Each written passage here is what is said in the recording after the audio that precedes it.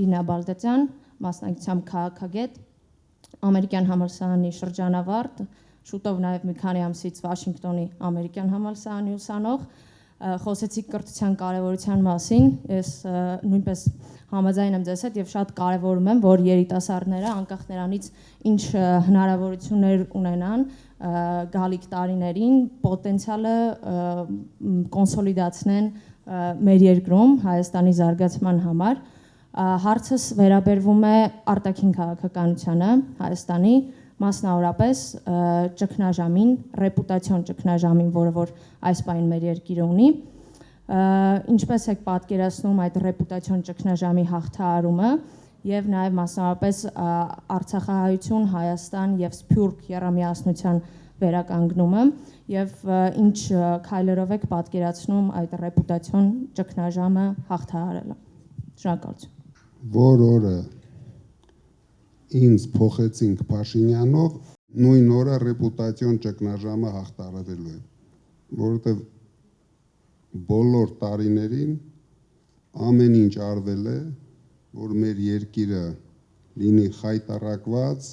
ժողովուրդը նվաստացած, ինչին հասել ենք այսօր։ Դրա համար մեր փոփոխությունից հետո առաջի հերթին մեր առաջի քայլերը ուղղված են լինելու մեր պետության, մեր երկրի, ձեր ասած ռեպուտացիայի վերականգնելը։ Խաբկանքներով հարաբերություն ստեղծելու պահելը անհնար է։ Միայն վստահելիություն բոլորի կողմից։ Դա բերի ռեպուտացիո փոփոխություն։ Ես չգիտեմ, դուք հետևել եք նույնիսկ իմ բանտի հայտարարություններին, ես դա միշտ գլխավորել եմ։ Մենք պետք է Հայաստանը դարձնենք բոլոր 10 միլիոն հայերի տունը։ Բացարձակ նշանակություն չունի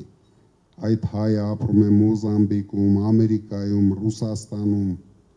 բոլոր հայերը պետք է զգան, որ իրենք տուն ունեն։ Այդ դեպքում հայ մարդը ուժեղ կլինի թե Սփյուռքում, թե Հայաստանում, թե Արցախը հայերը իրենց լավ կզգան Հայաստանում, որովհետև այսօր դուք բոլորը տեսնում եք, բացարձակապես քանդված է այդ հարաբերությունը։ Սփյուռքը Հայաստանի կյանքում գոյություն չունի։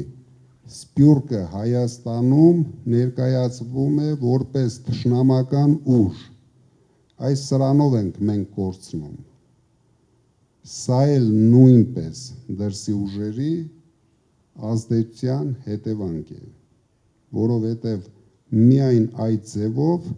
կարողացան հաղթանակ տանել Արցախում, որովհետև Սփյուռքը կաշկանդված էր իր օգնություններում, թողեցին Արցախը միայնակ այդ ուժերի դեմ եւ մենք կրեցինք պարտություն։